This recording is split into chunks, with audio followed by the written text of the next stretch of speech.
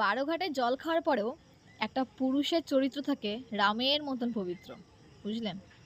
আর একটা নারীর গায়ে একবার যদি কলঙ্ক লেগে যায় না, 20 বছর পরেও সমাজ সেই ঘাকে তুলে এনে তাকে কথা শোনাতে ছাড়ে না। মেয়ে হয়ে জন্মানো এত সহজ নয়। চাইলে রাত্রে বাড়ি আসা যায় না, ছোট পোশাক পরা যায় না, ভালোভাবে কথা বলা যায় না। সবসময় পর্দা করে রাখো। আরে এখন তো কলিযুগ এসছে, মাঝে মধ্যে মনে হয় আমরা যে আদি সমাজে ফিরে গেছি, পুরুষতান্ত্রিক সমাজ। মেয়েরা ঘরের মধ্যে থাকবে, মেয়েদের কোনো ওপিনিয়ন থাকবে না, মেয়েরা পড়াশোনা জানবে না।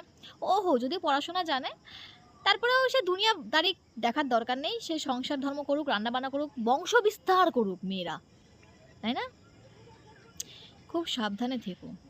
জীবনের জীবনসঙ্গী এমন বেছো যাতে তোমাকে একটুখানি এনকারেজ করে, সামনের দিকে এগিয়ে দেয়, মোটিভেট করে তোমাকে। কারণ পুরো সমাজ পড়ে আছে টেনে ধরার জন্য, বুঝলে? তো ছেলেরা ভাই আসলেই ভালো। ছেলেরা একটার সঙ্গে প্রেম করতে করতে কখনো অন্য জায়গায় মুখ মারেই না। No no no no no no no, একদম।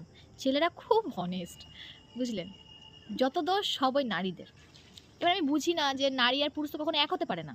সাইকোলজি কি এক? একটা ছেলে যেটা ভাববে, আমি তো একটা মেয়ে, আমি তো আলাদা ভাববই। আমার ভাবনা চিন্তা আলাদা, আমি তো আবেগ ভাববো, আমার তো ইমোশনস আছে, আমার তো হৃদয় আছে, আমার তো যন্ত্রণা আছে। ছেলেরা লজিক্যালি ভাবে।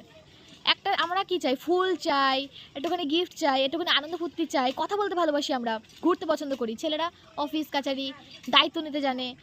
ওরা ওইসব অত বোঝে না, ওদের একটা জামা হলেই হলো। আমরা মেয়েরা আমাদের নেল পলিশ, লাল রঙের নেল পলিশে 48টা শেড জানি, ওরা একটা নেল পলিশ হলেই হলো। আবার কি কালারিং, কি ও তো জামা কাপড়ে তো শৌখিনতা কি? একটা ঘর হলেই হলো। আমরা ঘর গুছিয়ে রাখি, ঘরে ফুল এনে রাখি, লতা পাতা দিয়ে সাজিয়ে রাখি, বিছনায় নতুন